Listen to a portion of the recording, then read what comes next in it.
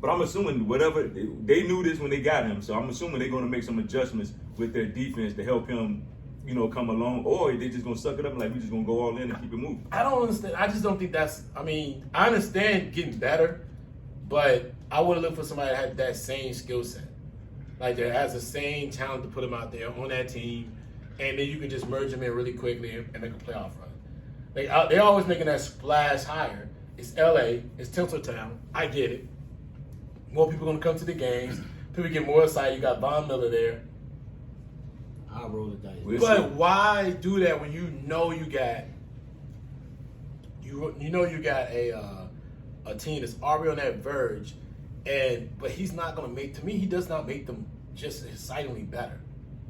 He makes them still the same contender there was already. There was already a contender. Yeah, they needed that help though, because they back half is not as good as it was the last couple. But your back half doesn't mean anything. Their back half's not. They're not terrible. Everybody's throwing up for like 300 yards. Yeah, I mean they were just passing them. Yeah. And the way they use Jalen Ramsey, he trails certain players, but they can box. You can always bridge certain things in the concepts in. You could double certain players. You could double Devontae Adams. You can keep certain things out the way. There are certain plays that can be made, but I'm looking at the game and watching his play. I just got to see what he looks like We'll see when they play him, because they said they're gonna play him tomorrow. Yeah. So like, how they gonna play him is gonna be the key. Go get the quarterback, bro. That's basically what he's gonna be. Yeah, Maybe the first couple of They games. figured out like he's a talented player. But then teams gonna figure them out, because they're gonna be like, go get the quarterback. They can run traps right behind him. Yeah. They can throw It's gonna be screens on his adjustment all side year of the for them. play. They can do things against him because he's never played with his hands in the dirt before. I don't think he's gonna play in the dirt. I think he's gonna stand up. Situation. And it might be a whole lot easier for him too. Just Well, continue dog, to when you stand up, then they know what you're doing. Stop They got to me. figure it out. Stop me. They ain't gotta stop. They can run other things around you to stop you. I guess with them having Donald and him being the force that he is, You double team him. they're gonna adjust to him. You know what I'm saying? They're gonna have to adjust to the Rams and how We they saw do what it. happened when Kansas City put Chris Jones on the outside to facilitate something, right? Or to change the way the narrative where they were playing beforehand. All right, now I'm looking at this. I just look at the strategy where they're trying to. I get it, but it may be too much. We'll see. It may be too much. We'll see tomorrow. And Snead don't care about picks. Oh, They ain't got a draft pick for the next 2 or 3 years. They ain't had one of the last 3-4 years. Yeah, For so- real. They don't care about no first round picks. Nah, they don't. So care. I get it. I love the way he makes that. He takes that in and says, "Man, I'm gonna make those moves." But bro, that's tough, bro. That's tough, man. That's tough. We'll see. All right, man. So before we keep moving on to our moves and all that good stuff, man, let's go ahead and get our guests in the building.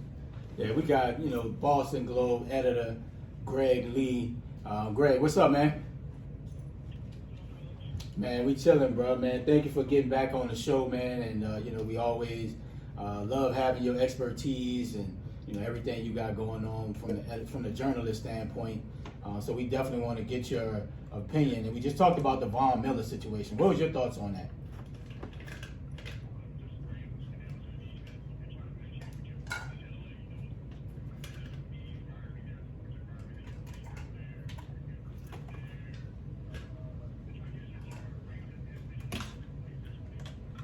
Yeah. Yep. Mm-hmm.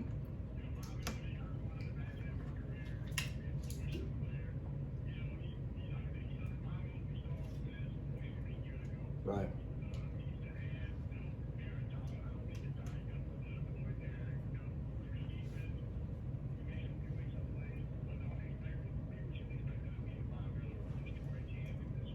Gotcha. Yeah, they'd be foolish to think that. Hey, Greg, man. Greg, quick question, man. What do you think about him in this scheme? I mean, he's been in that 3-4 scheme in Denver for the last 9 years. Going to a different scheme, going to that 4-3, then really hoping that he has the same type of impact as he had when he was with the Denver Broncos. Isn't that asking for a lot coming from a new scheme?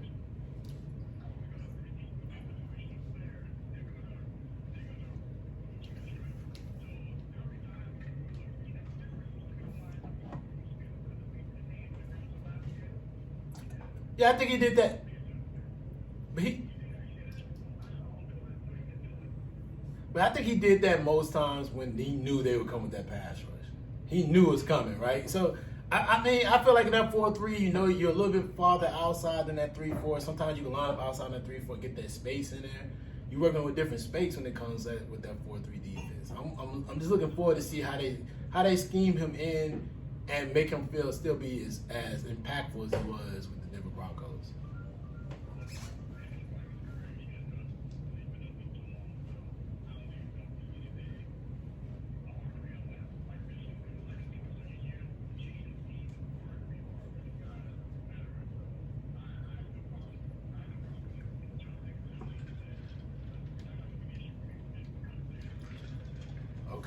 Okay. Well, that's how you feel. We're gonna.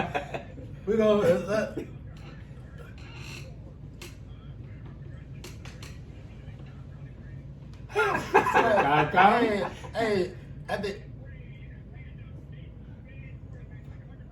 they spread through. Listen, at the end of the day, bro. Why you worried about it? Because you're not a Braves fan. You're not a fan of Atlanta sports. So in my opinion, why you worried? Why y'all so worried? I see your boy. Hold on. I see your boy. What's my man? What's his name? What's his name? For New Orleans. What's his name? Oh. Stay out there like out close to water. Oh, Duran, he over here posting, that'd have been a celebration that y'all didn't give us that 28-3 lead. Why you worried about it, bro? Like, you mad because the Saints New Orleans ain't won a chip since 2009? Then why y'all worried about it? Like, why y'all so worried about what's going on in the city of Atlanta? Then why you worried about y'all? Listen, why are you throwing shade though? What you worried about it for? Why you worried about it for? We go, listen. That's the metropolitan decision. They can do that. That's what money's for. They can do whatever they want. Shoot, the Redskins out here. So you know what I mean? What are y'all worried about it for? Why y'all worried about it, man? Listen, man. Listen. The Superdome finally. Hey man, can we get on to the next? Y'all gonna argue about this later on. Listen, let me just make sure correct. Listen, let me correct you for a second. Why you so worried? And they're always. You remember the Braves played outside of Atlanta initially. A lot of people don't want to admit that. Before they built Turner Field, they were outside of Atlanta. Man, why you throwing shade though? Why you worried, bro? Man, why you worried, bro? All right, so let's get into some more transaction that happened in the NFL that we can talk, man. So we got the Boston Globe editor, Greg on the line, man, so we can make sure that we can use your time wisely, because I don't want to hear that BS you got going on. I know you want to go. I know you want to make sure you have enough time. Put your little mask on and talk about LSU. Oh, you ain't doing that this year, huh? You ain't doing that this year, are you?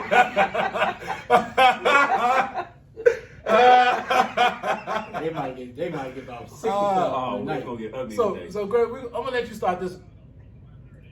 Yeah, we're gonna. No, it's gonna be 40. Anyway, let's I'm gonna start this out with you in the next. What's going on? What in the NFL did you see? What type of was a trade or a non-trade out there? What do you thought was the biggest impact on the team moving forward?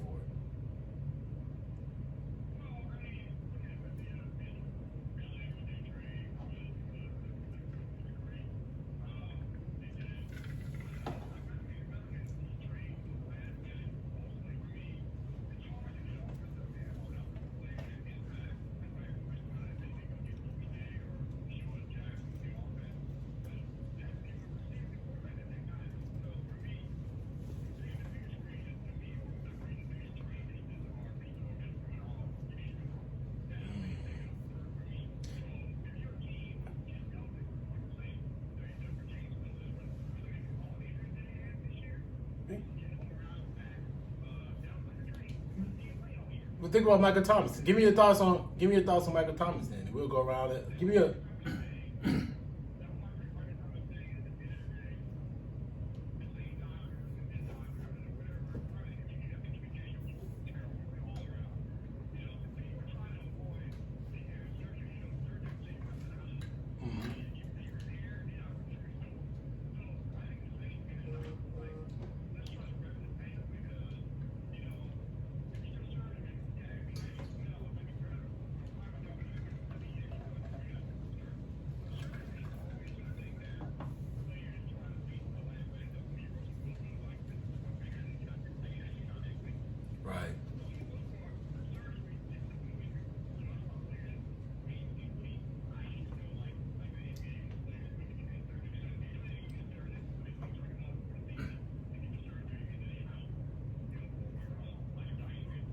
All right.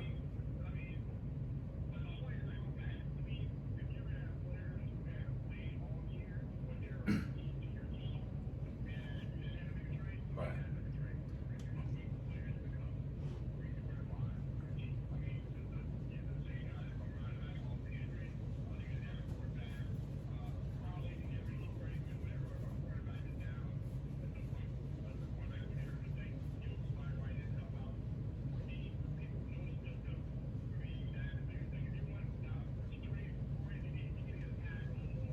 Yeah, yeah. Right.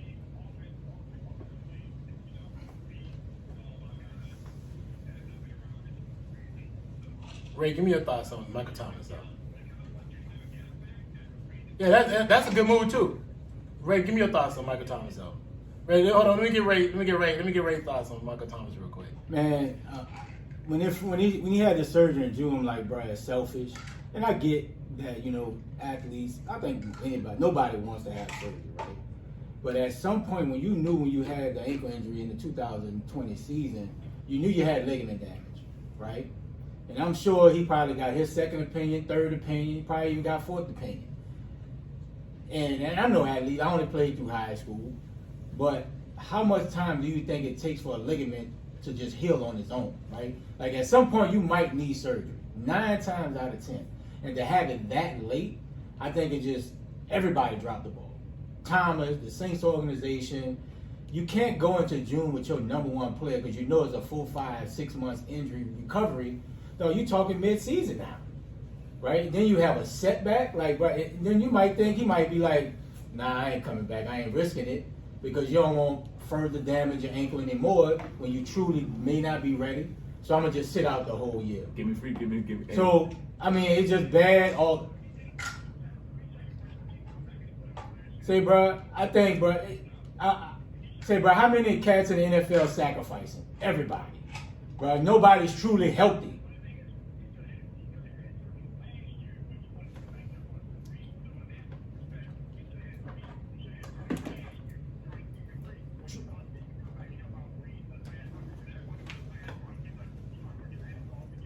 Hey, but you know what though? And I respect that. And I agree with you on that, Greg. I think Michael Thomas knew that his ankle was damaged. And instead of coming back, and I think by him coming back, I think it made it worse because you came back out there, you run and you're trying to run on and you're trying to cut and trying to do all these other things that you normally would do with a healthy ankle, and you made your situation worse. But and on the backside, you know, dude, you knew you had ligament damage. Most people with ligament damage, right, you need surgery. Right, yeah, I mean, at the end of the day, it's nothing you're gonna do that's gonna change. And I think instead of coming back, like you said, I would have went ahead and had the surgery. You know, yeah, you want to come back. You knew Drew Brees was done, but at the end of the day, bro, you got to think of yourself and say, okay, look, am I hurting the team? Because right now, if Jameis would have, I'm not saying Jameis wouldn't have got hurt if Michael Thomas was there, but I think with Michael Thomas being there, it would have been an easy transition for Jameis Winston and the offense, because these other guys, they're making plays. Like now, they're not Michael Thomas, but they're doing just enough to keep y'all in the game on offense. They're making plays, you know, to get y'all in scoring position. And I think with Michael Thomas being there and being that leader, these guys probably be even better off. You know what I'm saying? Because the defense is playing championship football. You get more people coming back. So at the end of the day, I just think Michael Thomas, he should have just said, you know what, Drew, I can't do it. I'm going to go ahead and have surgery and get ready for next year and be done with it. Yeah, it's bad, though. Like, and I'm sure when he set out from week 1 to, we say, rest, right? I'm sure he got second opinion, third opinion. You come back for the playoff, cool. You sacrifice for that. At what point do you say, you know what, I need to have surgery?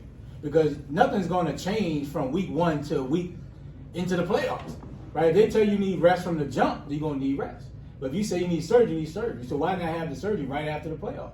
What do we know that was determined? Well, I mean, we all speculating. But I mean, you're speculating like that may not have been already offered. That decision may not. No, but but what Greg is saying is when he originally got hurt and he knew he had ligament damage, bro, he should have never came back. And we all agree on that. But then I'm pretty sure Breeze talked to him. Yeah, you want to come back. You want to make that run, though. And also, you remember they got him and Payton got to a little shout match last season as well. Maybe that drove him and said, you know, I got what it takes. I can get back out here on the field, and he did it. But he did it to the detriment of himself because he wasn't ready for the following year. And maybe he should never even thought about that. He should have been shut down at the middle of the season. But when you got Breeze, who also came back, and he was injured as I don't know what. Yep. You know what I mean? A lot of that factors in. I can't knock him for that warrior mentality, but I can knock him for not thinking about his future and I can't the knock that either. magnitude that he deserved to think of it, because that's been the issue. The issue is, can he get back on the field to be healthy? He'll probably never be the same athlete. Well, he's not a burner. But he was he's never been explosive in that nature, right? But he's always been a decent route runner, and he's physical. Yep. But the physical part of his game is going to be taken away because he doesn't have that same explosiveness to get off tackles. And so it's going to be, that right there is going to be some of the issues that you got to see, man. It's going to be an interesting offseason.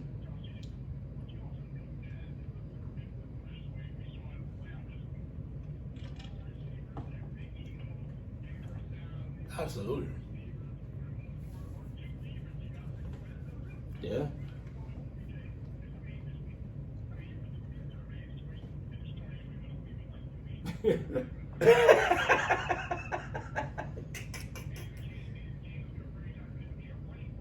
Mm-hmm.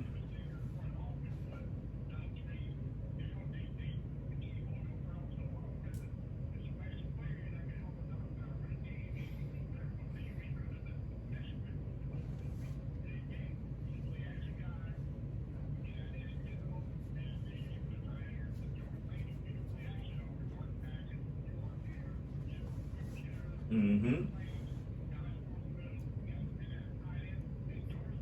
And the slot guy, and he playing in the backfield now. While them other guys hurt now too, so he's basically a utility guy right now, Jarvis Landry, because he's doing it all.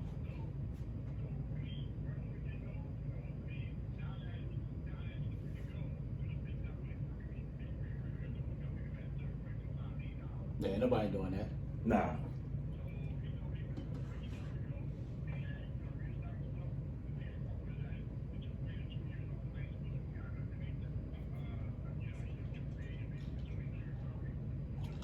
Yeah. Well, I'm glad you brought. Hold on. I'm glad you brought that up. That's the talk next about question, it. right? Let's talk Where about should he sign? Where should OBJ sign? Since you already brought it up, where you think he should sign, Greg? Of course you thought he was gonna be perfect for the Saints. Of course you thought he was gonna be perfect. He come for in the at number Saints. one, right off the break. Of course he does. Come on home, man.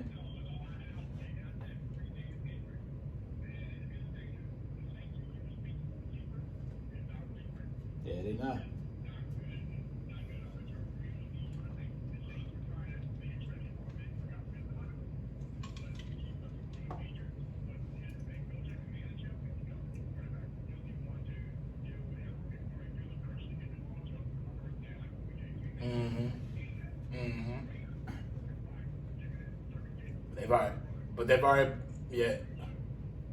They've already put it out there that they don't want to sign him. So let's take him out the play.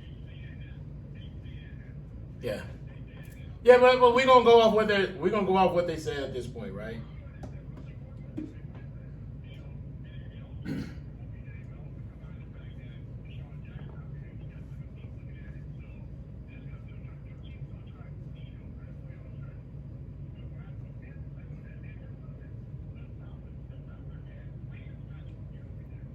It's stockpiling.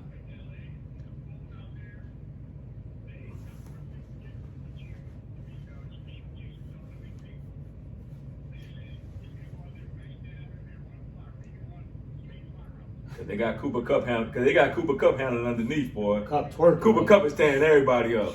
That boy twerking right now.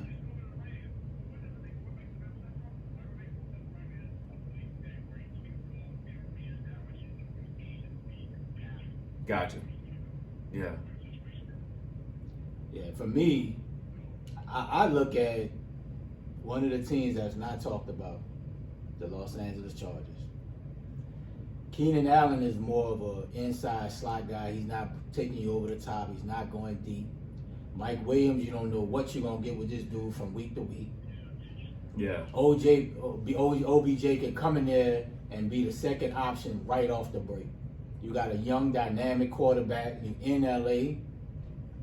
you got the division is up for the taking, right? Because Kansas City's so up and down. And the Raiders leading the division, right? Raiders will be all right, but you don't. Kansas City, I mean, that'd be a cool pick, but he ain't trying to live in Kansas City. He ain't trying to live in Cleveland. But LA is perfect. Chargers, I think, will be a perfect situation for him, dog. It don't matter, bro. You OBJ, you gonna make your name. The Jets and the Giants in the same market, bro. OJ, if you want to win, but you, I go where I got a dynamic young quarterback. But I'd rather go to the Rams because the Ram is more. You said you third fiddle. Yeah, but this is the thing. The Rams is more of a ready team to go to the Super Bowl than the The Chargers got just as much opportunity as the Rams. Yeah, but you saw them the past 2 weeks. They struggled in the past 2 weeks. No, exactly. Hey, bro, you'll never know. That's any team. Can I tell y'all where you should go? We'll let you go. Can I go? Go ahead. Real quick. I hate to sound like a homer. He said Atlanta. ATL? But I think he can go to Atlanta because we already have a problem right now with our second best receiver. Well, our first best receiver is really, to me, is Kyle Pitts. But with Calvin really going through what he's going through as far as mental health, we need somebody to fill in that gap right now. We need somebody that can come in right now and make an impact. He would be perfect till we figure out what's going on with Calvin Ridley. That's the thing. Will he feel like, hey, I can come here and be a playoff team, or can they sell him on being here another year or two and figure as we put all the pieces together? But right now, yeah, of course, I'm not worried about that part. But it's just the simple fact that knowing, first of all, we have a very small room of error as far as our salary cap. So the money we can offer next year is going to be what it is. Knowing that we're going through with Calvin Ridley, we don't know if he's going to come back this season. We already put him on IR. So he's going to be out for the next 3 games regardless. And we're going through the mental process that he's going through, the mental health process he's going through. What can we do? Right? Like, what can we figure this out? And we need somebody there. We need that player because we look pathetic against our last opponent. Exactly. We don't have a lot of money. We don't have to make a lot of moves. Like, we don't. Is it for 50 million? It's not. Well, number one, you need to get your facts straight. It's not 50 million next year. So it's dead money cap. His money is 40. But you can restrict some money. You can restrict some money here and there with certain players. I mean, you can get some money from every place. We're not worried about the money. We got your former assistant GM. He should do something in his life. So he should be able to figure it out. They pay him. Well, we pay him enough money, he can get the right cap person. I don't care how they do it. You got to figure it out. I'm not here figuring out the cap problems while I'm sitting at this table. At the end of the day, like I said before, if I watch what I'm seeing, I'm watching our team, knowing that we need receiver help right now, knowing Calvin Ridley's going to be out, not knowing when he's going to come back, knowing he's going to have to start the next 3 games regardless. Atlanta need to make a pitch, bro. They need somebody there. They should make a pitch. Now, whether he goes there, I actually can think about it, because if he wants to be in a city that's got a little more flash, pizzazz, that's gonna support him, like, listen, LA cool, Rams are cool, and the Chargers are cool. Well, listen, Chargers are second-rate team, so we just not act like they really got a shot. They're not a toast of the town. They still have more fan base in San Diego. When you look at places like I mean, of course he's not going back to New York. I mean, because New York both teams are trash. He wants to be in a big market. What's the 4th largest market probably in America? ATL. It ain't the Saints. He's already been the Saints. It's called Cleveland. So, I'm keeping it 100. Am I keeping it 100? No. Is New Orleans Cleveland? Hell no. I mean, what does New Orleans do? Outside of tourism, what else had New Orleans? I ain't been to Cleveland. Hey, outside of tourism, what else had New Orleans? Wow. Outside of tourism and what's the joke? Jazzify, what's the joke? Jazz, whatever it is. Outside of he come home, he's lost. Jazz, what's the name of it? Essence Fest? Jazz, what? Say it again. The Essence Fest? No. We know Essence Fest. Outside of festivals, outside of that.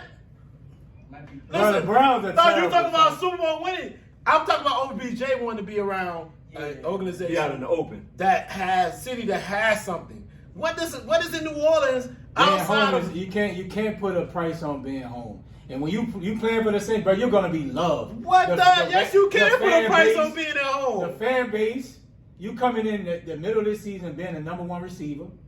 Now, granted, we got Trevor, Simeon, and Chase. That might not be desirable, right? He may be looking for a dominant quarterback. So you probably rule out, like Greg said, the Saints. But You can go to Listen, go to you Green can Bay. put a price on being at home. And why would I want to be where? Listen, Zion was out for a reason.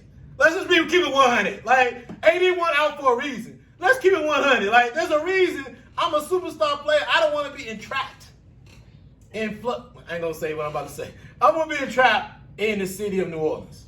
I think New Orleans is a great city. It would be great for maybe the likes of you and us. But when you're a superstar player like that type of player, those type of players, we can. It's one of those things where I would not want to be in that organization or in that city because it just doesn't appeal when you want to be a multicultural type athlete like Odell. Odell just seems like to me he just doesn't. He wants to thrive in that big major market. Why not be one of the biggest markets in the United States as far as Atlanta? I'm just saying, bro.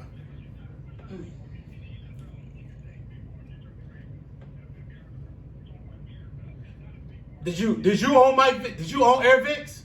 Did you own Air Vicks? Oh no, did you own Air Vicks? Exactly. Did you own Air Vicks? Was Mike Vick not the biggest thing in NFL? Yeah, was Mike Vick not the biggest thing? Was Mike Vick not the biggest thing in NFL? Greg, come on, bro. Was Mike Vick not the biggest? He had a whole. Not the once in a lifetime. Come on, cuz. Come on, man. He had a whole billboard. Whole bill. With his body. Come on, man. I would go to Baltimore if I go to New Orleans. I'm gonna play with Lamar before I play with them. I'm gonna play with Lamar. it might. Hey, I want to go to Lamar. He got a ton of options. But don't he got to pay pass the waiver? Like Somebody ain't picking up that salary. Somebody might pick that No, salary bro. up. Nobody picking up $7 million. Nah, Nobody. nobody's picking this up. But it's not Nobody. mid-year. Nobody. So he might go out He there. did it purposely, right? Because they talked about how initially they're like, oh, we're gonna give him a signing bonus and convert the base salary Gotcha. to like real manageable, so anybody can pick Pick him him up. up. He's like, nah, I want to go where I want to I go. want to go where I want to go. He might go out to Green Bay. It's possible. Anything possible. He might go out to Green Bay. And the only reason I say he might go to Green Bay because him and Devontae Adams, he gonna get the ball from A-Rod. He assumed that he's gonna get the ball, but I'm pretty sure A-Rod gonna throw him the ball, which that would take some of the. Yeah.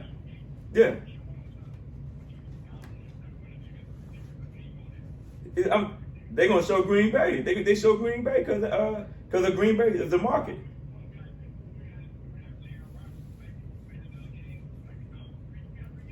So look, since you talk about the Rodgers situation, give me your thoughts on the Rodgers situation since you talked about it. Yeah.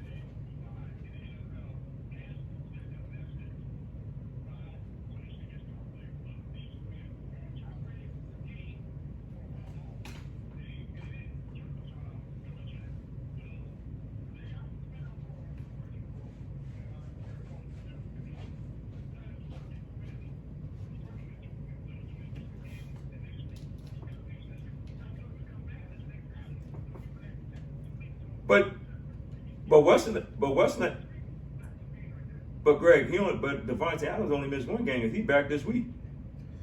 Yeah, but I think it's so there's different protocols.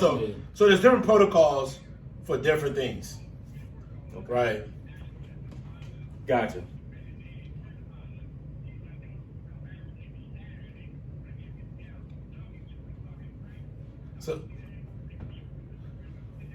So do you think? Hey, they're gonna- A-Rod don't need no. Nah, he don't need a practice. Cut it out. So do you think? So from the outside looking in, Do you think he's gonna get suspended? They're gonna push it down this week, or they gonna wait another week? Because I mean they're gonna have to do something.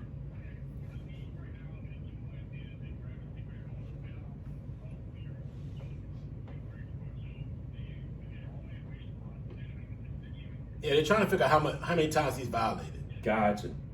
So, like, was he walking around without a mask on? What was he doing? All the violations that all the procedures they put out there, every requirements they have. Post game, well, he's already admitted that post game. He's admitted that he kept the mask on as he was speaking with the reporters.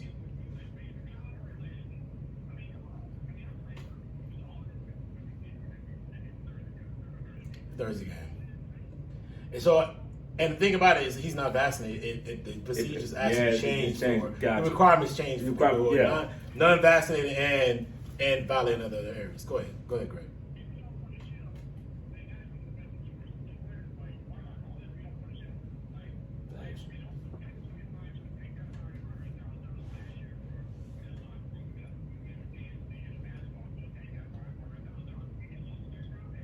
So they might was.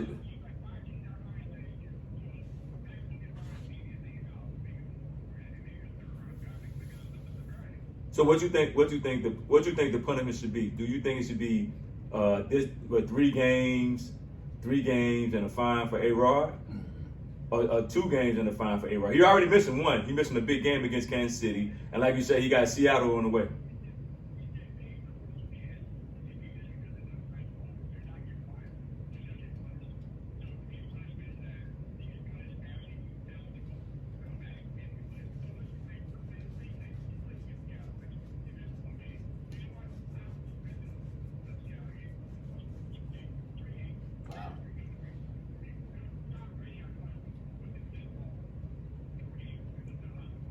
But they've been doing so many things. They've been doing so many things up there. They've been doing so many things up there, bro. That you know,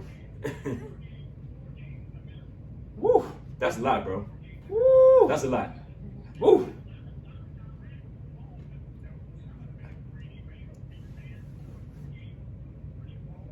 I agree with you, but they done so much though, Greg. That's a lot. Greg, they've been doing so much, Greg, up there that you had to suspend.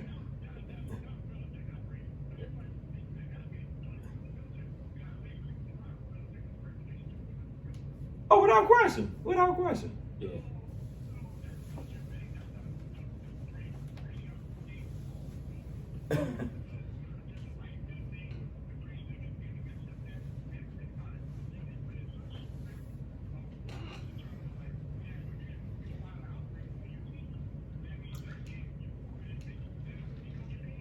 That's true.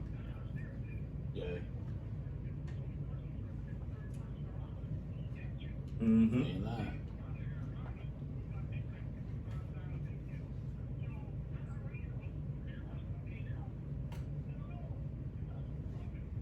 Yeah, we gonna see, bro. It's gonna be interesting, bro.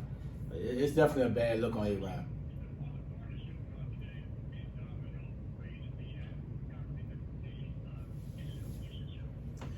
Man, that was a local partnership. Like that was a local partnership. You trying to make it very you go way, bro. You be going way over. Hey, State bro. Farm ain't left, so You it be ain't going worth way it. over, bro. Like you really be trying to reach with this. When State Farm leaves, then it's a whole different story. Shit, the NBA. Greg, I hear what you're saying, but let me ask you a question. What you thought about this interview? I'm gonna ask everybody. What did you think about it? What y'all thought about his interview? This is to everybody. It was a bad look. Yeah, he looked like, man, I don't care, you know. No, he looked like he didn't know what he was talking about. Yeah. That's how he looked like. Like he's a conspiracy. Sometimes the best things are not. Just don't say nothing. Like, look, you got me, keep it Just say, moving. make a once. Look, I made a mistake. We gonna change it going forward. That's Yeah, it. then leave Keep it it alone. moving, dog. You say too much, and people gonna really kill you. Measly Beasley. Yeah. Feel like Measly Beasley. Yeah. Yeah. It's all good. Yeah. All right, so quick question. We're gonna get to this real quick. I mean, you talked about the Saints a little bit. Y'all going with Trevor Siemian this week. Jameis is out with an ACL. you really thin at quarterback. What's the long-term solution for the Saints moving forward as far as quarterback? I ain't gonna start with you, Greg. I'm gonna let you finish this one up. Ray, go ahead with this, man. This is your angst. I mean, at the end of the day, the Saints gonna have to go with either Trevor or, Taysom. Good thing Sean Payton has experience. Long term, right? So situation. You Taysom could be it, but he got to learn. But I think this offseason the Saints gonna be real aggressive. It's either Rodgers, Russ, D. Watson, those three. That's the long term answer because Taysom is not it. Trevor Simmons, of course, is not it. Ian Book, you just don't know. You got 3 quarterbacks that may be available. You got to go do whatever you got to do to get one of them. Once you trade up and get Sam Howell? So who? Sam Howell, the dude from North Carolina. Boy, stop it. I'd rather roll with Ian Book. That's already in the system. I ain't reaching for no first round. I'm just asking. Say, bro, you got 3 quarterbacks. Aaron Rodgers going to be a free agent. You already know D. Watson is on the market. Russell, who knows? Those are the long-term situations. You got to, though. You got to do whatever you got to do. If you have no quarterback, you have no shot. And you got a Super Bowl caliber type team, young pieces on both sides of the ball. Of course, you can get better with receiver, depending on what Mike Thomas do.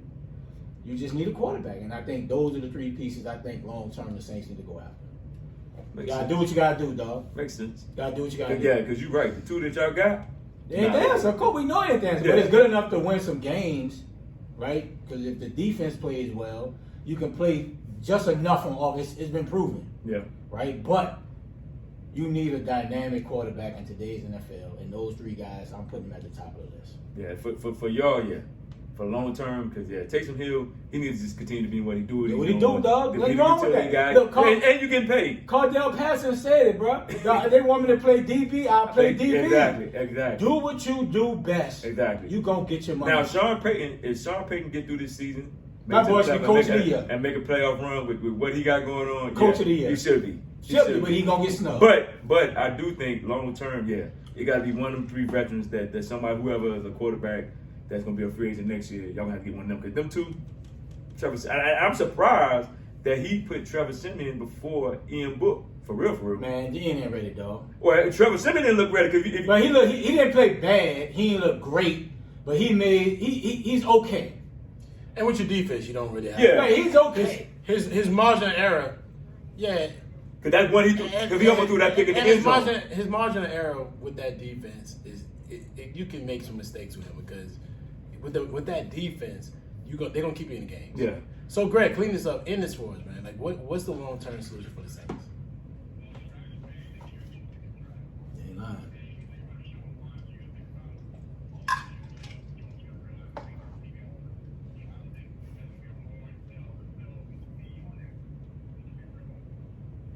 So you think? But hold on, before you say that, man, that's an interesting take right there. Having a woman owner, it says a lot. But she's also been under some crossfire herself as far as some of the things that she's been involved in, as far as dealing with the local. Diocese situation. Yeah, church and I can't even say it. The Roman, I think it's the Romans. That's the Roman Catholic Church. Roman Catholic, right? Yeah. Go ahead and give us a little good information on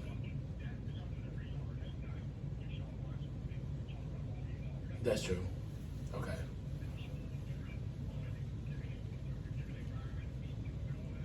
Yeah.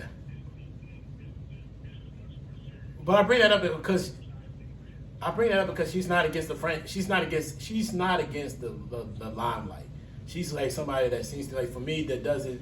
She's not shying away from it. So maybe she's willing to make that risk.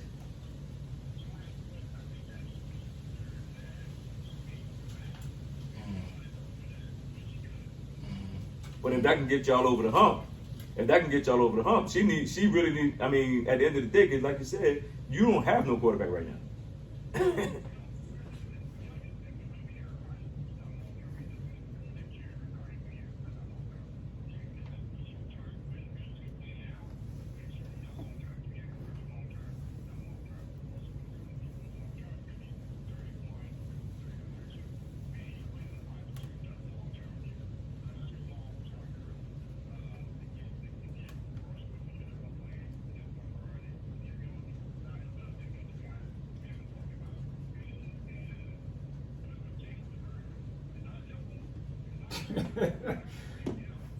Bad.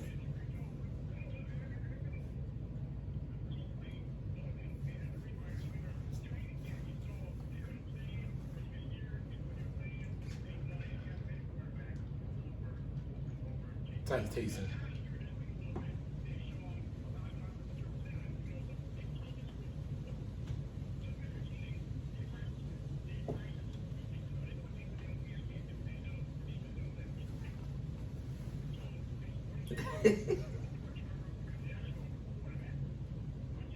Well, let me. Well, hold on.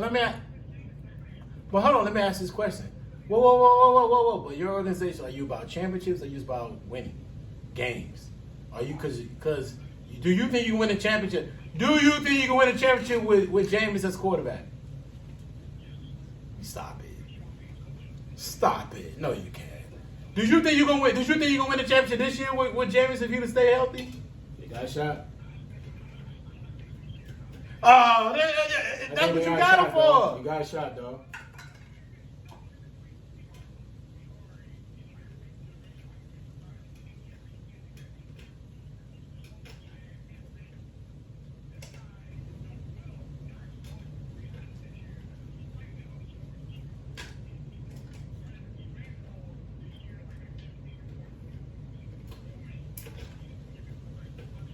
I don't have PSTD when it comes to Jameis. I saw him throw 30. I saw him throw 30 interceptions. I saw him make error after error. I've also seen him have some really good teams. I also saw another coach gave a quarterback who was old as dirt out there looking like he's an MVP candidate. So it's gotta be both ends. Yeah, but he's still, but he's still. You don't think the offensive coordinator for Tampa Bay would not tailor that offense to just so he can insinuate that Jameis. So Jameis just started throwing them dumb interceptions.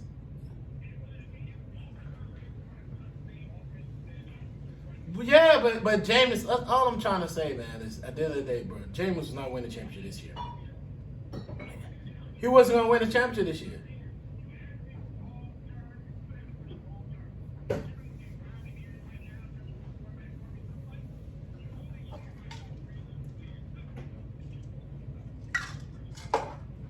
Man, stop saying that out loud amongst people. Like, Russell Wilson's not coming here, bro. Nobody's coming to Cleveland. Nobody's coming to Cleveland in the South. Yeah, draft terrible. Yeah, it is. Draft terrible. But he ain't going. Oh, I want Malik. He coming to Atlanta. I want Malik Willis. I want him. He's coming out. And first of all, you're talking about how he got smashed at Ole Miss. He doesn't have the talent or the skill set that Ole Miss has. He's already said it today. That dude can throw. I watched him play against what's that the other day, like a couple weeks ago. He was like 21 for 24, throwing the ball everywhere. He was doing, and thought he delivered the ball on their hands. One dude just dropped it. He don't have the talent. He's at a Christian school, and you gotta be able to get to that school. He don't need him. He can sit behind Mike Ryan for another year. I don't care. We Matt Ryan going next year. Bring him to Atlanta. Here you go. No, that contract dries up at the next year, bro. It does. It dries up at the next year. Yeah, we'll see. So he's gone. We can't let him go this year, but next year, after next year, exactly. Nobody understood why people say like, yo, why would you get rid of Julio instead of Matt Ryan? Like, bro, you can't get rid of Matt Ryan. His contract is way too in depth into the salary. It's salary cap, yo. You can't do it. But next year, after next season, it ain't. Malik can sit. Mm-hmm. Hey, next year, you know, we got our guy coming out. We good. I appreciate that, man. Before we get you, go ahead, keep going. We'll see.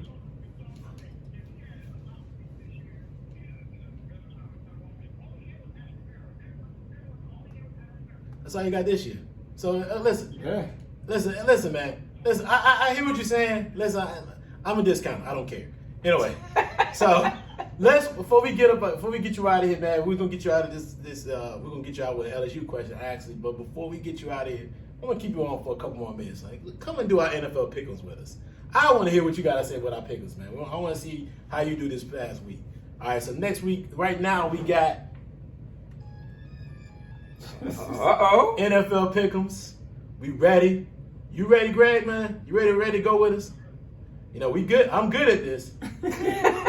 So if you don't get yourself together, it's gonna be a long day for you. So how we do this? I'm gonna start with Ray. I'm gonna go with D over here, and then I'm gonna go with you, Greg, and then I'll finish it up. All right, brother? Let's do it. All right, man. Vikings against Ravens. Ray, start it off. Ravens all day. Ravens. Greg? Ravens? Okay, Ravens always. 4-way Ravens. Yep. Chargers against Eagles. Ray. Chargers. They need a bounce back. Greg. Chargers. I got Chargers too. Sweet. Man. We'll go Chargers sweet. All right, next up, Cards versus 49ers. Who you got, Ray? 49ers upset. I'm going with the Niners this week. Going to the Niners? Don't roll with my Nah, pick, I'm going with the man. Niners if Kyler Murray ain't healthy. Who you got? He's at the Niners.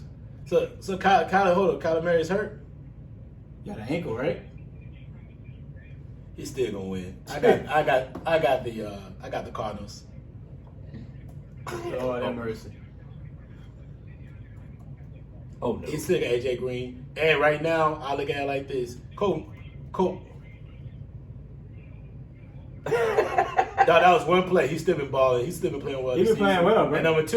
And number two, right now, what they got on their roster is better what the 49ers got on their roster. And 49ers should draft Matt Jones. That was their fault. They should have drafted Matt. They would have had their quarterback. They're an idiot team, and that's what their idiot ass is out there losing. They ain't gonna be in the playoffs. So, like, look at what that team looks like. You can see what they're playing. They're playing. Trey Lance is hurt, and then when he was out there on the field, he played like trash.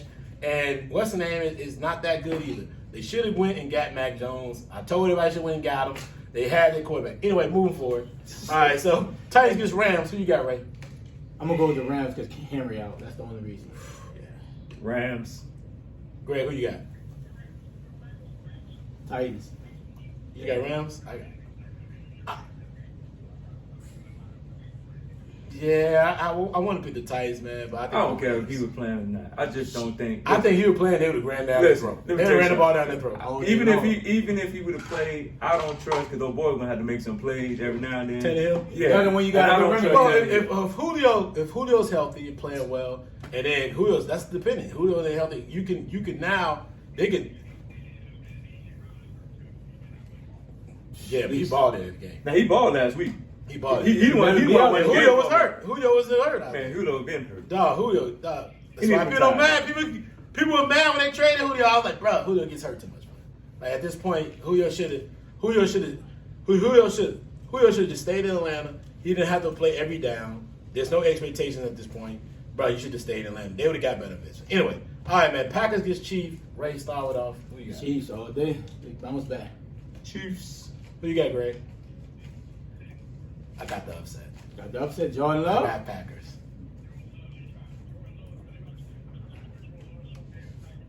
I think. Well, Aaron Rodgers. This is last year anyway. He got the contract dried up, so this is last year. See him, what you So got? I got the Packers. I think they're gonna play a pedestrian game plan. They're gonna run the ball, do well. Kansas City can't stop nobody in life. Nobody. So I got the Packers winning this game anyway. And you got my man coming back, the best receiver in football. All right. All right, man. So we got the last one. The Let me go last first on game this of one. all game. Let me go first. Yeah, Oh, you want to go this Yeah, way? you wanna come back I'm to my house? gonna let y'all. Jonathan, you go first. You Go come back ahead. to the house, boy. I gotta go with the Saints tomorrow. There you go, Jonathan got D-Springs. Saints. I gotta go with the Saints tomorrow. All right, Greg, you go next. Who you got? Good for you. Ray, who you got? You already know, man. Them Nola boys. Man, Coming listen, strong. listen, man, y'all playing well. And, you know, man, listen, we're not playing that well, man. At the end of the day, you got to pick the right team to win the game. And, you know, it's in New Orleans. Y'all playing well. But I don't give a fuck. I care. So, like, Rivalry games are always I don't tough. care nothing about your team. I don't care nothing about it. Matty Ice, let's get it done, baby. Let's do it for the home. We just win that chip. You know what I'm talking about? Nobody thought we were gonna win it all. And we beat the Dodgers, and we beat the Astros. We beat the Stros, we beat them all. Look, Matt, beat them all, boy. Matt Ryan said we can draw from the inspiration of the Braves. I was like, yeah, well, you could. If y'all had a second professional team, you need an external organization. If you had a second professional team that won, you could do the same thing. But you can't even, come on, dog. But the Pelicans is trash. They true. They trash. Facts. Matter of fact, how can y'all get them their own practice facilities? They got that now. When? They got one now. When? They still share it. They got one now. They got one now. When? Yeah, man, they got one now. No, last year they had the same facilities. They got one now. Yes, they did last year. They got one now. They got one now. Listen, at the end of the day, man, I am gonna pick my team. I'm wrong with that. It don't matter what's going on. You think what I'm talking about, man? But yeah. So, Greg, man, before we get you out of here, brother, I'm gonna ask you one. You said, man, you kept cheering on Grad that Coach O is gone, that he's out of LSU.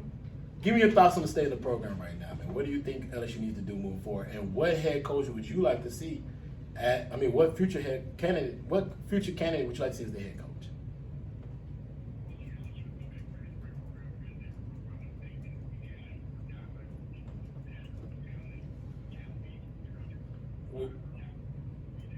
Well, you need to pull out an actual an organization that supports that faith fact. So I've never heard of that.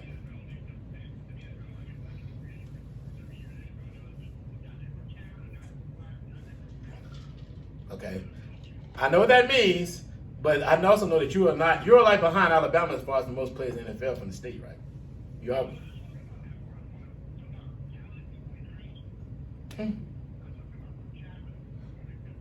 Yeah, I get you. Yeah, the amount of people in this. Yeah, I got you.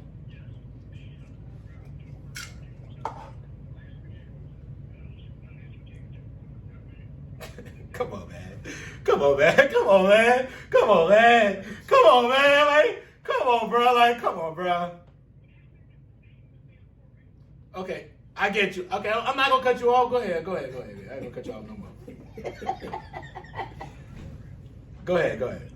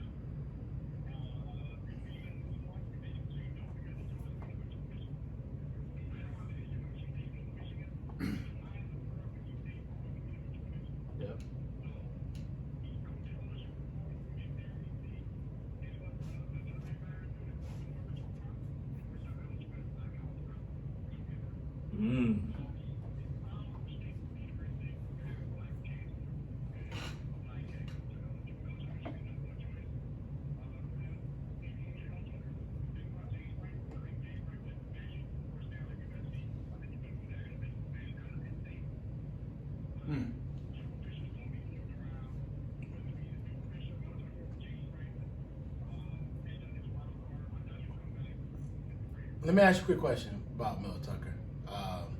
Do you think Mel wants to go there? I mean, think about the fact that his coaching, one of his coaching careers, coaching stops where? Alabama. He was a DB coach there before he went to Georgia and became the defensive coordinator under Kirby. So knowing that he knows that not only is that going to happen, but also the fact. Yeah, he next to at LSU. That's right. Yes, and he coached up on him at Michigan State, I think, or I think he played up on him.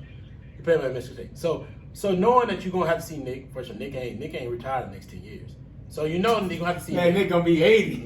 Nick ain't retiring He'll be next like 10 Joe years. Buck. I'm trying to tell you, I'm just He'll be telling like you. Joe Buck. Nick ain't retiring next 10 years. He ain't slowing down either. And knowing that you're gonna have to see Nick every year, knowing that Texas and Oklahoma are also gonna come into the SEC in the next 2 years. Do you really, if you're him, do you really know? Because if you beat Michigan or you beat Penn State or you beat Ohio State at least once a year at Michigan State, you're fine. Your job is good. You're good. And you're building a program that can mean something at East Lansing, bro. You may be a little brother in Michigan, but if you go to you come to SEC, you in the SEC West before they have to change it over because of Texas and Oklahoma, you still LSU, you Alabama little brother. So what you gonna do when you got to deal with them every single year and you got to recruit against them? Again, you may have the resources. You may have a year that you had a coach. Oh, that happens. Auburn had one. Auburn had a year like that. A lot of teams have had years like that. But when you consistently going against a team as a powerhouse like Alabama, right, you know, bro, not beating them is going to be an issue. It's going to be something about the program. They're not, people, and you know, your boosters are not going to accept that. They're not going to accept that Alabama keeps winning. You're not. So what's your thoughts on that?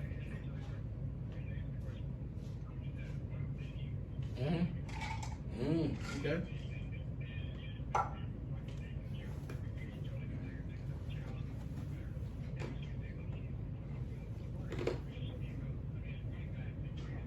Yeah, here's a lot of transfers in there.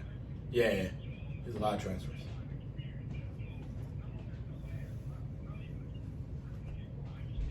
Yeah, that's true. Yeah, that's true.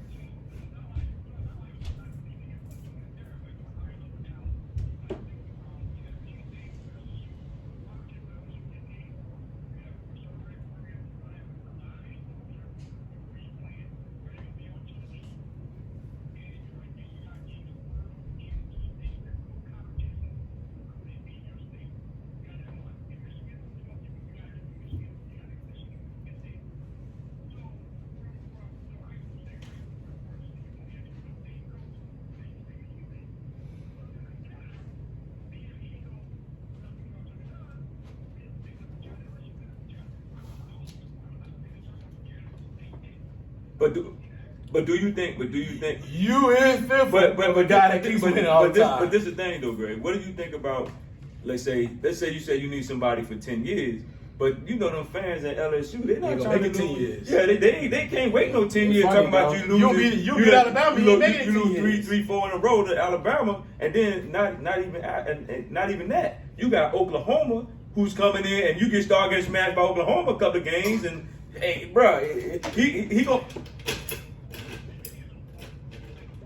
Man, cut it No, out. but hold on. There's bro. a whole different Oklahoma now than when you had Bob Stoops, and you can say that right now, but it's a whole different ball game. And once Sarkisian, Like I said? No, do you have it? Have you purchased it? no, I agree. No, I agree, but I think now, I got like electrical. but I think Lee can rally. But I think Lee can Yeah, rally whip, now. dog. Is starting to get that defense. He's starting to get his defense situated, and he got a quarterback that's going to be there for the next, I say, 2 more years. You know what I'm saying? So now He always gonna have a he's going to quarterback. be in a situation. He's in a good situation. Now, to be honest, LSU now is going to be competing for getting the best talent. Now you're bringing Oklahoma, you're bringing Texas into the mix. That's going to be a problem with their recruiting too, because people going to come down. Yeah, but you got to think about it. Alabama stole a lot of recruits. They didn't got the #1 receiver out of Louisiana coming to Alabama. So y'all not getting the best. Slade Bowe was #1. He took it. Good. Well, I only did it. It's going.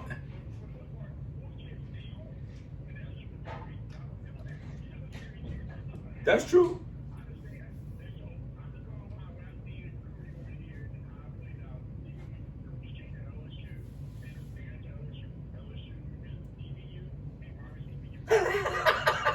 Greg, boy, if I Greg, reach stop, that bro. boy, I give Stop, you Greg. a horn or something. Man, you crazy, man. Y'all just had Boy, two. man, Chase, stop, Chase, bro. and Chase and old boy. Come on, man. Chase, Jefferson. I give you Chase, and I give you Jefferson. Come on, man. I give you Chase and Jefferson with the. I give you Chase and Jefferson Nah, bro. That's a big drop off in Dog, years, for, bro. in years, exactly. I'll give you take. You and act like y'all LSU dropping them every year. and look, and y'all had lightning in the bottle. And y'all had lightning in the bottle one year. Y'all get one a year. One a year. Come on, Greg. Whenever y'all have multiple DBs to go in the first. No, y'all they got a lot of talent every talent. year. And that's the problem. That's the problem. That's the y'all problem. have talent every year. They're going to get and- the best of the best every single year.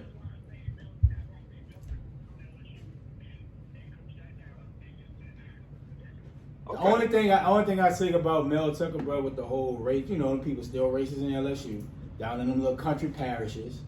And if he's not winning, I can see it being a big issue for me. And it won't be no 3. It won't be no 10 years. It's gonna be more like 3 years. And Greg, let me ask you a question, man. Why do you always, when y'all want to make a point, y'all be like, look at Chase, look at Jefferson. Jefferson's a 2-star. He was not highly celebrated coming out. Why y'all didn't get Devontae Smith, who actually recruited? He actually was going to Georgia and then signed to Alabama. Why you didn't get Slade Bowden, who's the #1 player, came out? He's at Alabama right now, receiver. Like y'all done lost a lot of high recruits. A lot of recruits coming out of Louisiana now. Like Louisiana's lost. Ed Reed, when he was highly recruited, he came. Where did he go? He went to Miami. And he lost. Like, and they lost ETN, who and stole the then last. he's from New Orleans. He went to Clemson. And we trying to steal his brother now. Like, so I'm just saying. y'all ain't digging on the best play. It's only been so many. What's my man name? Played for the Bucks. It's only been so many. Leonard. It's only been Leonard. No, I'm talking about Leonard. I'm talking about. I'm like Leonard Fournette.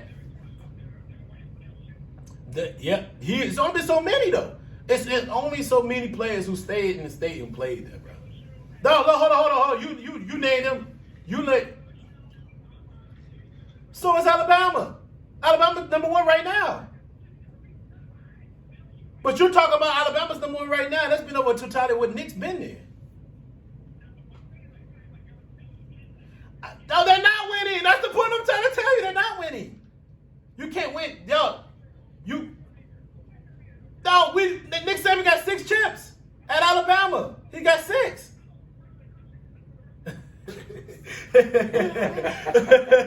He said the rest of the country. Man, Nick like Tom Brady, bro. Niggas in another. He just on another league. But that's what I'm trying to tell you, though. That's what I'm trying to say, though. Like, why would you, if you're a coach, why would you want to go to that? I mean,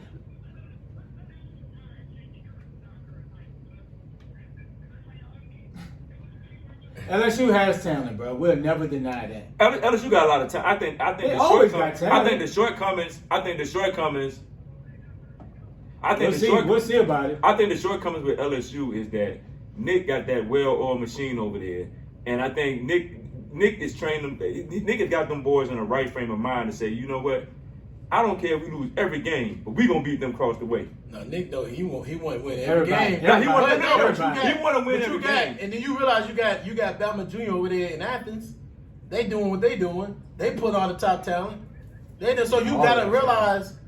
You gotta realize, like, the way these dudes recruit, man. Like, why would I want to go against? I get it. You got the money. It's like, dog, Jimbo's finding it hard. And he thought it was gonna be a little bit simpler than what it is. He's finding out like how difficult it is to recruit in there. He got that signature win this past year. Yeah, that's why. And that buyout. That's was why. ridiculous. It's They try to go to exactly. LSU. And LSU ain't trying to pay that.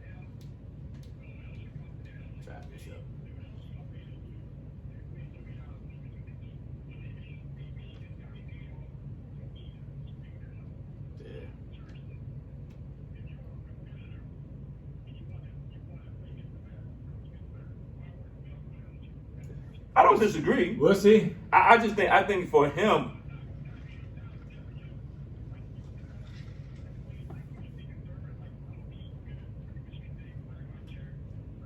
That may be what he wants. You don't know that.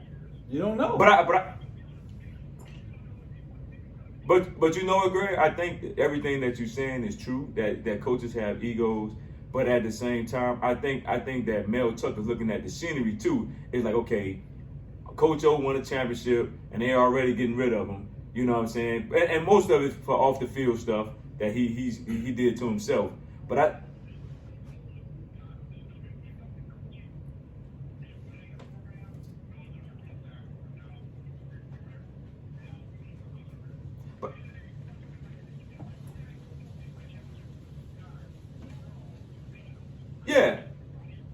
but I think now, and you're right. I just think that Mel Tucker looking at the scenery like, okay, do I want to go behind this guy who done made a fool of the program, and then have to clean up some stuff, and then I don't win a couple of games here and there against Alabama, and y'all want to get rid of me too? Because 9 times out of 10, once a guy clean up a program, once we clean up a program and get in the right direction and get off the field.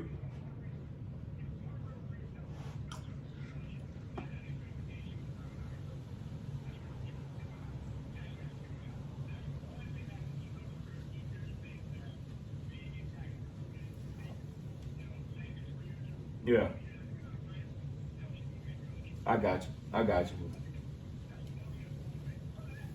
Yeah, but I don't disagree. If he feel that this is the program for him and he can win there and he got ways of keeping the kids in state and not going across the way to Alabama and all these other schools, hey, have at it. I mean, you only live once. You might as well try.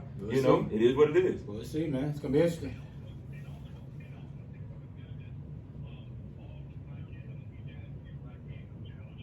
That's true. Nah, they gonna say, no, they ain't gonna say that, man. They ain't going to Grambling. They ain't going to other HBCUs. That's right there. They could go to, why not go to Jackson State? You can turn up. You can be down on the Sonic Boom. You can be down that thing turning up, dog. I'm going to Jackson State. Why did you go to Mel Tucker? I can go to the NFL and go to Jackson State. Why did you go to Mel Tucker laying down there in Louisiana? In a state, in a school that has no competition. You have no direct competition. You should already be winning anyway because you have no direct competition. But I would rather go down to Dion and down there as I get down with that Sonic Boom and turn up. You know what I'm talking about? No, what you about to say? Go and let it out there. Yeah.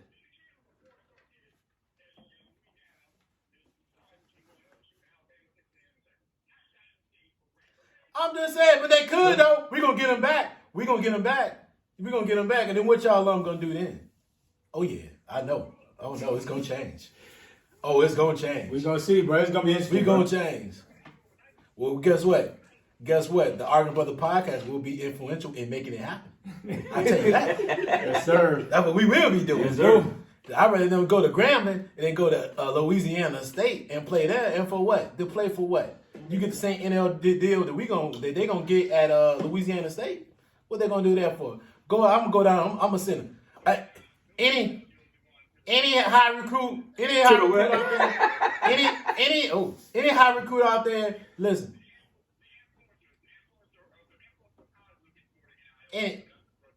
I know that, but listen. But at the end of the day, listen. This is what I'm gonna do. Anybody come out there, go out there to Jackson State, get that Sonic Boom. Like, you know what I mean? You be down that Sonic Boom. Yeah.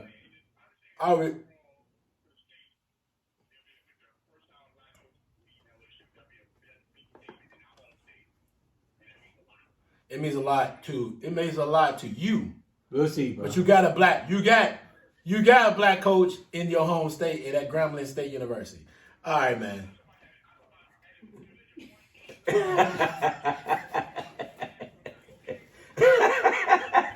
Listen, we taking the SWAT. We taking the SWAT D1. I'm a little news for you. We're gonna take the SWAT D1. And then what's gonna happen? What you gonna do then?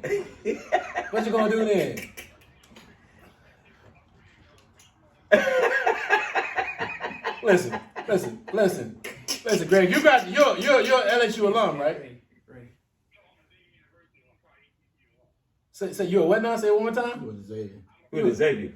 But you're a LSU fan, right? So do you donate any money back to the school? Do you donate money to LSU? Exactly. So you know where your coin's going. We don't care where their coin's going. We bringing our people back to our coins, and you're gonna lead the charge with us, brother. That's what's gonna happen. I'm gonna get you out this phone, bro. It's good having you on. All right, Greg. Well, first of all, Alabama State. First of all, you talking to Raven because Alabama State University has one of the top facilities in in FCS right now, and it would be one of the top ones in FBS. We got some of the top facilities out there. We'll be all right. Now at Grambling, Grambling, they were getting like Grandma got that home washing machine. yeah, they were getting infections in there, and staph infections. When you win, nobody cares about all They got that home washing When machine. y'all started losing, people started caring. People care. We'll be all right. It ain't no different than most of the HBCUs. No. Hey, bro, Howard already complaining. No, that's yours. Howard already complaining. Howard like 70,000 a year. So you do Come know on, Howard. You know why they complaining, right? I don't know. All I'm saying is Exactly. there's No, a that's lot of not HBCUs athletics. in the same That's situation. not athletics, bro. It don't matter. No, HBCUs, Howard's all of complaining. them, No. 9 times out of 10, most in the It does same matter. situation. No, it does matter. And Howard's not complaining because of that. They complain because they lease those apartments. I don't care if they lease or own. They're You gotta city take school. care of the people. But they're a city school. They lease them, so they gotta get on the people who they lease them from. You guys don't lease nothing. It don't matter. Your players should have It- staph infection it because don't their matter. uniforms are not clean. See, when Right? you- Right, but you know, it should not happen. when Right? they- It shouldn't happen. You can have the pristine Greg, facility and Greg, still don't Greg, win Greg, nothing. Greg, Greg, man, But thank you for Greg coming having on, dog. Greg, it was great having you on, my brother, man. We're going to give you applause. You brought it today. Man, No I really doubt. totally appreciate it, my brother. This is my man, Greg, from the Boston Globe. Yes, sir. We locked in. You want to give him a final ado? Greg, man, thank you for everything, man. Supporting the show, bro. You know, you're a part of the team, man. We definitely gonna have you on at least once a month, bro. Because you definitely give a lot of great, feedback, man. We thank you for everything you're doing, bro. I appreciate you, Greg. No doubt, bro. Hey. Support LSU, man. Why? Like, you don't know that. Fuck that. Just to man. mess with him. Just to mess with him. Thank you for coming on, bro, to the show. And love to have you back. Hey, and next is Xavier Homecoming. We going, bro. So you need to set it up. We going to Xavier Homecoming. All right, bro. All right, Y'all bro. next year we there. Let's go. Let's make it happen. All right, All right, man. thanks, Take care, bro. Great NFL long segment. Yeah, it got a little longer. Sometimes Greg talk. Yeah. Greg talk, man. So when we get him on, he gonna talk like he talk. That's all good, man. Talking like he walking, bro. Yes, sir. Let's do it. All right, bro. Let's get to the NBA right here. Yeah, great. Ben is refusing the 76ers help for mental. Help for mental health, right? Help for mental health. Yeah, that's a tongue twister right there. But it's a lot going on with the organization. I think that little nugget, that little top right there is maybe not laying out the whole entire spectrum of what's going on. He's still getting help. He's getting it from the NBA PA. He's just not going to the doctors that's suggested by the 76ers.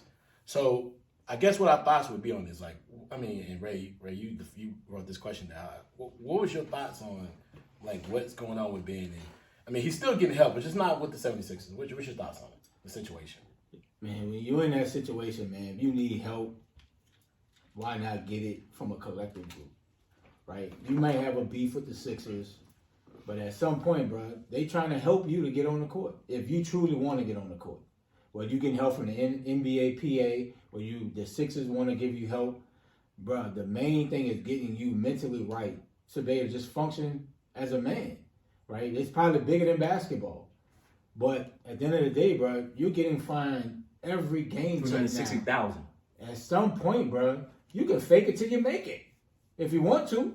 Man, look, I talk to him. You ain't got to agree with what the person says. You ain't got to do what they want you to do. But at the end of the day, bro, at some point, bro, do you want to play basketball?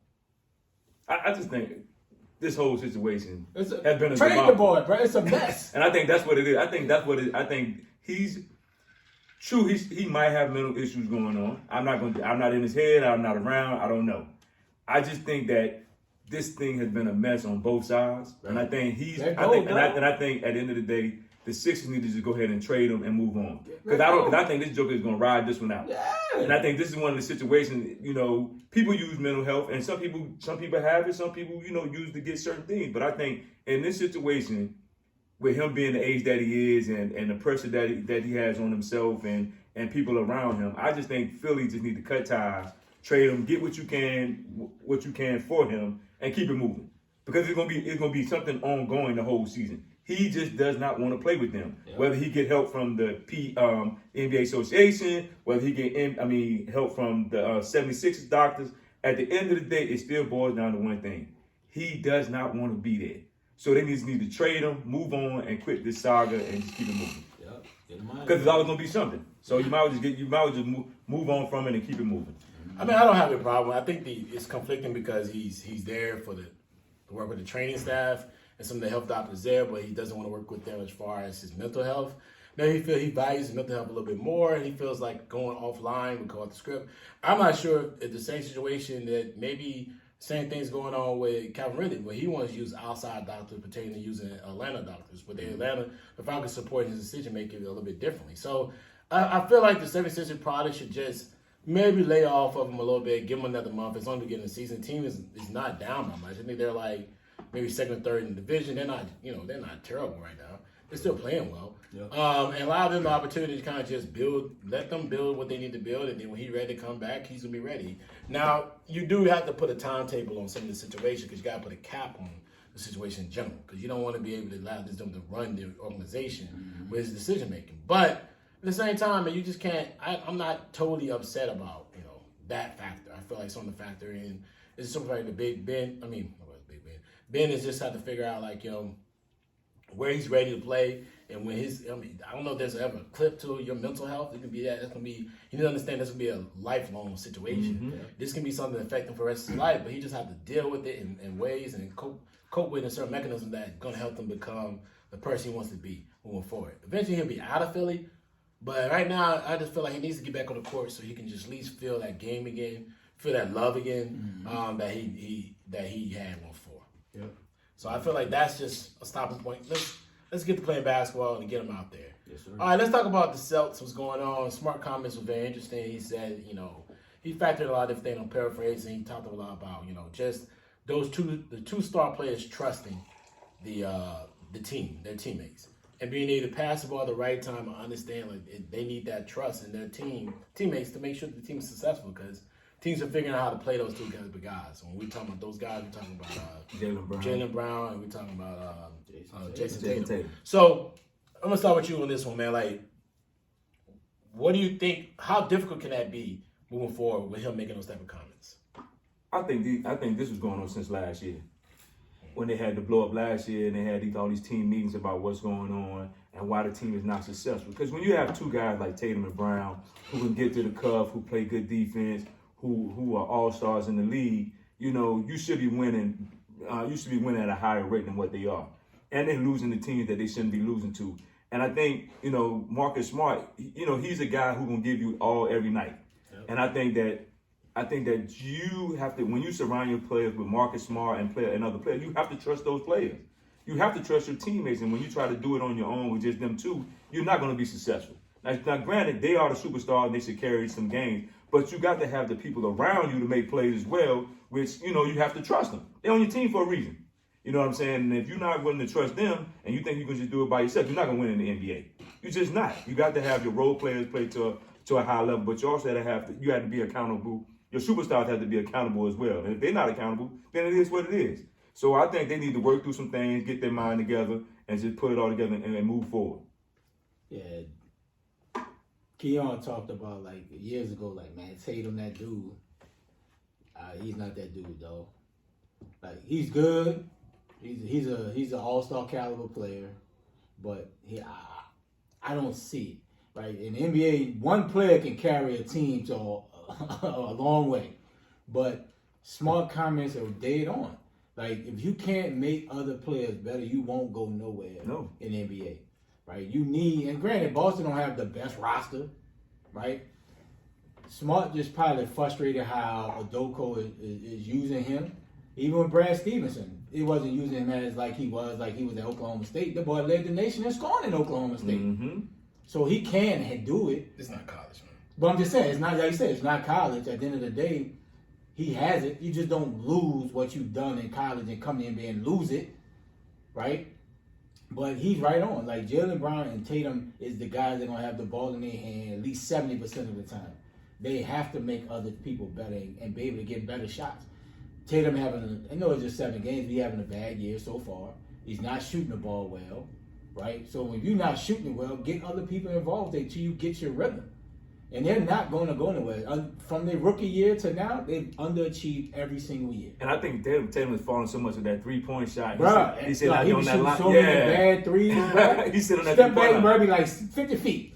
And he's the guy that can get to the basket. That's the thing. He can't get to the basket. Bad jumpers, bro. And Smart just frustrated, though. And it could be from a frustration from how his role is on the team, and he's taking it out on the 2-star players, right? He could be talking from that standpoint. He feel like he can do more. Yeah. Yeah, let him do more. See what he can do. And I think Danny Ainge, they make him better because he could have got more quality players in, more people around them when he had those draft picks when he was in the front office. He didn't use those draft picks to bring in, quality talent to play with those guys. You have your 2 stars in place. He could have brought in better talent to play around those guys, and that would have helped them even more. They'd have been further down the road than what they are now. When you got 2 all-stars in your team, you should be better than what they are. Yeah. Facts. You should be better. Right? You should be better than what you are. And the East is getting better. Like, the East is probably up there. Like, they got a lot of depth in the East. Marcus Smart is not the type of talent that can do what he's engineered to do what he does on that team. I don't see him playing to a level where he's just taking over, where he can pretty much dominate, or even play at a level where he's scoring behind what it is. I think his style of play, what he does, being probably the top defender on the team, messes well with that organization. I mean, with that team. Yeah, he great. But I mean, they're just not really that great of a team. I mean, you really look at them, there's a lot of pieces probably don't fit, and the way Jaylen Brown and Tatum are playing, they're just not compensating. They're not compensating each other. Excuse me. Yeah. And that's really what it comes to. Your 2 best players need to be kind of be on the same page, and they also need to be able to compensate each other as far as their talent. And I think do they need to depend on the teammates around them? Yes. No, but that's in any organization. That's in any team. And if they're not doing that to the level that he feels like is, it should be done, then yeah, he's right. He should probably say something about it and probably move forward on that and have a players on me, which is what they did, and just try to confront that situation so they can make sure they get the best situation out of it. But outside of that, man, I mean, I don't know what else you really could do. I mean, the talent on the team is the talent on the team. Yeah. At the end of the day, they're probably like a top 6 team in the East. Yeah, and that's it. Yeah, they're not more than that. Like, I mean, they're not like this team that's going to dominate out here. They're a top 6 team in the East. They're not organized. They're not right now. They don't have the talent overall. They're not better than the Knicks. They're not better than the Hawks. They're not better than the Bucks. They're not better than the Nets. They're not better than. Shit, they ain't better than the Wizards. They're not better than the Wizards. They're not. They're like a top 6 or 7 seed. That's it. They're 6 or 7 seed in the East. Shit, I don't think they're better than Indiana. When you bring LeVert back, you bring LeVert back. I don't think they're better than Indiana. They ain't better than Miami. Yeah, they beat Miami the other day. They did beat them well. They beat them bad. But they're not better than Miami. They're probably more of a team as a matchup team. They can get into the playoffs, but they probably got one and done. Yep. At the moment. So it's just like they're still an organization still trying to figure out how to move forward. Yep. So I mean, listen, Smart comments wasn't foul or fair or anything else, but it's just one of those things where organizationally, I mean, team-wise, you need to discuss what your roles are and get a better picture. And that's where the head coach need to come in. He's new, he's young. Yeah. Come in and kind of like work with them on how to handle this team's success and then failures, and move forward on that end. Yep. Right? All right, man. Let's get to the next topic in the NBA right quick, man. Let's talk about that. I'm not sure you've been keeping up what's going on with the Suns owner, Sarver. Sarver. It's been a lot going on with that, as far as a lot of racism situations, inappropriate comments, inappropriate situations in general, just an environment, a negative environment in totality, right?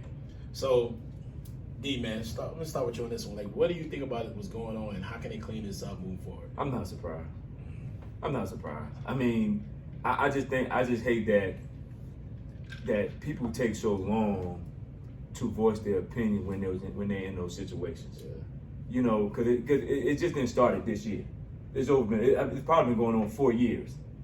Assuming it's probably been going on for a long time, and I think a lot of times people are scared to go before and speak on it because they think they're going to lose their job. But I'm like, how much can a person take? I mean, because when you have the racism, the sexism, all that involved in this situation, I'm not surprised.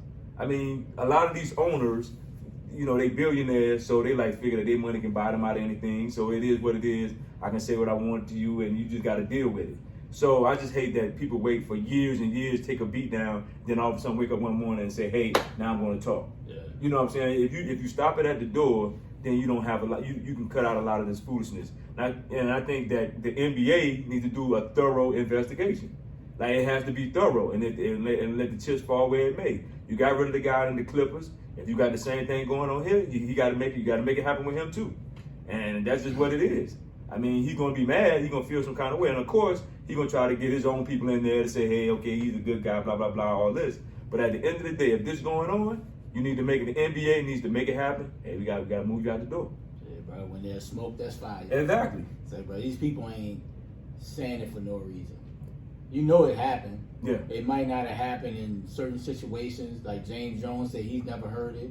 Kerr was the GM over the Suns. He said he never heard stuff like that. But it's happening because people talked about it. Mm-hmm. You know, and Greg had sent the text in our group or whatever. One of his students at the Boston Globe or whatever wrote that article, right? Gotcha. So things happen, and if it to the point now, this is 2020. We ain't taking it no more. For owners like Sarver to have this type of organization going on, you got to get them out of there, just like Donald Sterling, right? It is no reason to have this type. Black people are making power moves like no other right now. And if you are having an organization where it's racism, monogamous, inappropriate comments, like you can't stand for it no more. And the NBA is what, 70, 80% black? Like, how do you come to a team with an ownership talking like that? Like, how can you work it'd be interesting to hear from, people that have been, like, let's say Chris Paul. I'm sure he's been around the Suns. Oh, it happened with him in the Clippers. So he back in the same situation again. Earl Watson, is Earl Watson just lying? You know what I'm saying? Yeah. Where there's smoke, there's fire. And like I said, hope the due diligence is done. And if all this really true real true, man, your boy need to be out of ASAP. Like Donald Sterling, ASAP. Yeah, I'm interested to see what the NBA does with this. I mean, they're really, they don't only be very active in making decisions, and all the owners tend to get together and make a decision based off the best situation for the NBA. But I'm also having a little bit of conflicting issues because it seems like this is coming up more often of late. I mean, I saw there's an environment. There's another situation going on with Portland Trailblazers with the president. There's another situation going on with it was a past situation with the Dallas Mavericks. The type of environment they were building there. It's been consistent that these things are happening. So what are these owners getting vetted at the highest level possible? Right? Are they also being looked at as the players are being looked at? Are they going through different evaluations that the players go through the same thing? Do they go through psychological evaluations? Are their past being looked at? Are their organizations being vetted as well? I mean, just because you have a ton of money doesn't mean that you're perfect. Exactly. And it doesn't mean that you should be able to own a team that has a demographic that's damn near 95% black. Yep. You need to have owners that understand what this environment is and how to associate with it and manage it. Yeah. I'm seeing a lot of different things coming out. I'm pretty sure there's other owners that just not in NBA, but overall throughout all these organizations that also probably have the same issue. The Snyder situation now, the way they Snyder stuff is going on. I mean, these things are coming out of the woodwork. It's just something coming out that we just not. It's the smell test is not working, and the way they evaluate these owners is not good enough. Yeah. Just not having a lot of money should mean something. It should be more than that. Mm-hmm.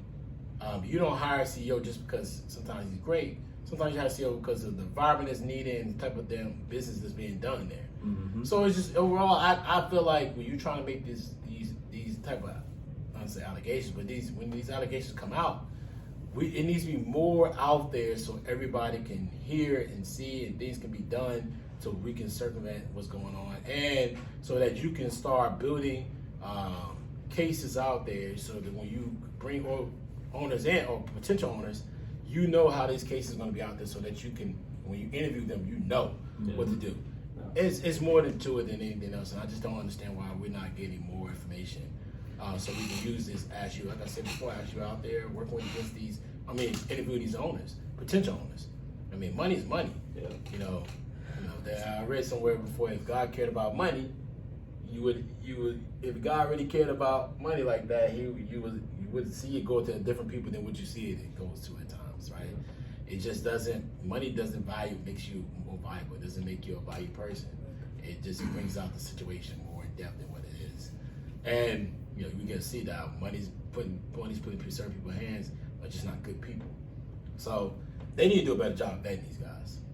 And I want to see what like the NBA and the NFL do, because I'm like, from an NFL standpoint, they trying to sweep it under the rug. Or well, we got all these emails, you know what I'm saying? But we just gonna sweep it under the rug. Well, nobody replied and nothing in there. As to the NBA, I want to see what the head of these organizations like. Hey, we got this going on, and people, and the more and more it comes out, it makes me believe that sometimes like, do y'all really care?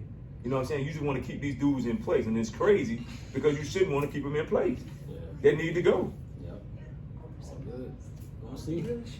So like I'm saying, that's got to be more to it than what we're out here outlining now. It just needs to be more information involved, so that they can do a better job of bringing in the right people. Because this is supposed to be a very elite group of people in that you have that you own a team like that, but it's still a business. But it's a business involved with so many factors. You got people at all levels, and all these people up in the city, they need that. They need great management, great organizational management, so that that they can be successful as the owners be successful, the team trying to be successful. It's just not about playing ball. It's more to it than just that. Yeah. All right, man. Before we get out of here, man, we got a college football topic we need to complete, then we need to talk about a little bit of basketball. All right, so first. College football ranking came out this past week. We saw it. Georgia first, Bama second.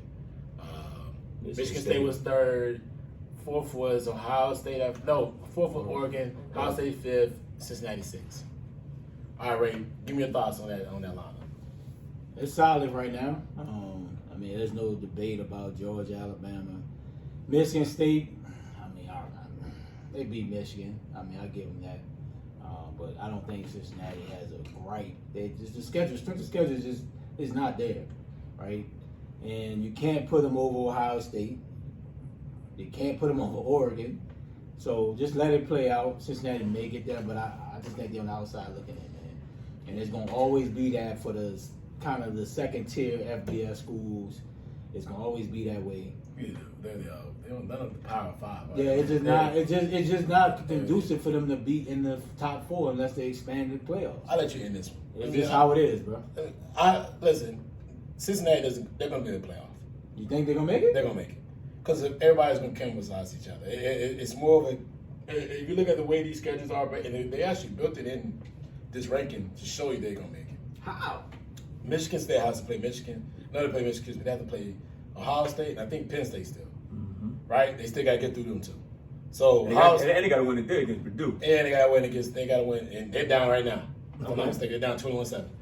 So you still got to play. You still got to play those teams, right? You still got to put the Big Ten champion. So Michigan. Hold on. Let's say Michigan, Ohio State wins it. Hold on. Ohio State still has to play those teams too. Okay. So Ohio State still has to play Penn State. No, they beat Penn State. Yeah, they got Michigan State. And Michigan State, right? Oregon still has. They lost to Stanford, but they still have like USC, Washington, and Utah. Yeah. Right. Utah. So then you still got. So all the teams, Georgia and Alabama still have to play each other. They make it to the championship final. Alabama has to win out, and they have to win. Alabama to get there to win out. So Georgia, I think even if Alabama loses Georgia, no, they're not. They're not getting it, bro. They're not gonna get a 2 teams. They're not gonna get 2 teams. No, they're not. Bro, This is why. They already said Oklahoma up. Oklahoma is 9th. Oklahoma is gonna run it. They beat Oklahoma State and they win today and they run the table. They're gonna get in, right? Okay. Ohio State run the table and they're gonna get in. So, and if Georgia, and if Alabama lose to Georgia, then it's gonna be then Georgia's still gonna get in because they've been number 1 all season.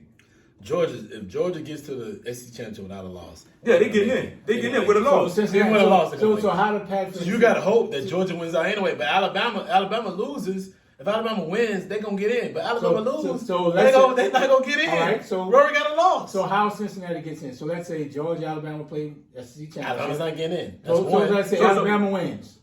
Then Georgia gets the fourth You know spot. Georgia gonna get in. Yeah, they gonna get in.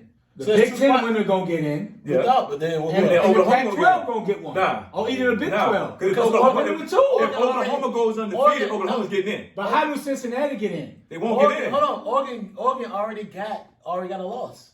No. If Oregon loses again, They they lost got to two losses. Stanford. Yeah, but So say you say Cincinnati gonna get in. How? They can. They better root for Alabama losing to Georgia. I just said that. That's the only thing. I still don't that. think they're gonna get in. No, if Alabama loses, they're gonna get in. I don't think they get in. They gotta get. Alabama has to lose. They get in. Yeah, if I don't Alabama think- get in, if Alabama wins out, then I get in. Great. This is going to get this. But they still can get in if they still get in because Ohio State. I don't know. Still, Ohio State already has. They're gonna screw them. Boys. Ohio State already has a loss. If they have another loss, that's two. Yep. If Michigan State loses, they already have a loss. If they have a little loss, that's two. Does Michigan have a loss yet? They better hope a lot of shit go wrong. So if Michigan, I don't think they lost yet. This is how. So it's just one of those things where if certain teams loses, they can get in. This is how Cincinnati gets in. It's gonna be The problem is going to be the problem is going to be with Ohio State and Oregon if they run the table. And the reason why I say that is Oregon went to Ohio State and beat them. Okay, if Ohio State don't win, if Ohio State wins out, Oklahoma wins out, Cincinnati wins out. So now you got to compare.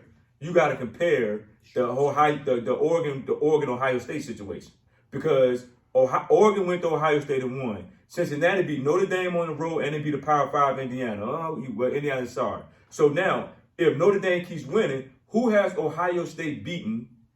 That's going to be the problem because Ohio State would have beat Michigan. That's ranked in the top 10. If Michigan State doesn't lose today, they're going to beat them in the top 10. You see what I'm saying? So Oregon going to be the issue because Oregon hasn't really beaten nobody outside of Ohio State that has a winning record in the Pac-12. But I think Oregon can still get there. They just need to. If they win out, they can get there. It's gonna be interesting because their schedule has more depth. And that Ohio State win is probably just as good as Cincinnati when against Notre Dame. But the problem is if Ohio State doesn't win out, if they lose a game, then it's done. They go. Cincinnati is there. The sixth spot wasn't a bad spot for them. If they were not ranked as. If they were ranked lower than that, like 8th, 9th, 10th, then they struggle. Then I don't get it. Yeah. See, Oklahoma's perfect. They can sit back. They can sit back. Now, Oklahoma problem is they're not looking great when they win. Yeah. But then Ohio State won against Nebraska like 23. And that's the issue that I have when it comes to these rankings. They got too many analytics, too much BS in the game. Well, I don't really have no issue. My issue is with the preseason rankings. You shouldn't even have that. Why'd you have Cincinnati at number 2 anyway? Like why you have that high? Like why? Like why'd you have? But talking out your mouth. They defend that off of Georgia, the Georgia win. No, why you put it? Yeah, Georgia won the game. The Georgia win. They Georgia won. Yeah, Georgia won the game by 3. Yeah. So they defended off the fact that they played Georgia tight. Like that's what they gave them that high ass ranking for. Like at the end of the day, let the first 4 or 5 weeks set it out there and let's see what they look like going forward. Like I didn't understand that part. That's the part I didn't understand. I don't think they should have no. I just think they shouldn't have no rankings until the playoff rankings. Because at the end of the day, though, I mean, nobody really cares about the top 25 right now. Anyway, you know not now because the top joint come out. But in the beginning, you know what I'm saying. You putting people in certain rankings where they feel that they should be ranked that high. You know what I'm saying? It's just like Mississippi State. You think Mississippi State better than 15 other teams? No. They should be ranked 15. They 5-3, but Mississippi State ain't that good. They're not right now. They're not right now. Ole Miss. They didn't rate them 15. Ole Miss. What Mississippi State rating in the joint? They're 23rd, man. You talking Ole Miss? Ole Miss. Okay. Ole Miss is like 7-1 though. They're 7-2. They lost last week. Who they lose to? They lost to Auburn last week. Well, they did lose Auburn. They're better than a lot of teams. But we'll see. There's a lot of shuffling going on. It's gonna be interesting. All right, man. So we get up out of here, brother. Last topic right here is it's a big fight, light heavyweight fight. No, super middleweight fight. That's super middleweight. And I don't know much about Caleb. Khalid. I think it's Caleb. Caleb Plant. That's his first name. Caleb. There it is. Caleb. It's Caleb. Caleb Plant. That boy be butchered some names. I don't know much about it. I just know he's from Tennessee. No, he's from outside Nashville. He's from Muff-Barrow. In that Tennessee, right? No, I didn't say it. I don't know. I was trying to get be this. honest with you. I didn't say like I was crazy, though. No, I didn't say that. I didn't say anything. It wasn't. I said no. I was trying to get the city in. Okay. He's from Murfreesboro, I think. I think it's called Murfreesboro. I know it's outside of Nashville. I've been to it before, so I know it's outside of Nashville. He's from outside of Nashville, so I'm gonna cheer for him because he's outside of Nashville. But yeah. You going against Canelo? That's your man. You know, I love Canelo. That's your Canelo. You going against your man? Sanu. Canelo. I think. Okay, so I'm gonna start this one off. Please do. First of all, let me say Sanu. Canelo. That's Sanu. That's my boy. Canelo. Sanu. Canelo came up here with a pajama suit on at the wedding, man. A suit set.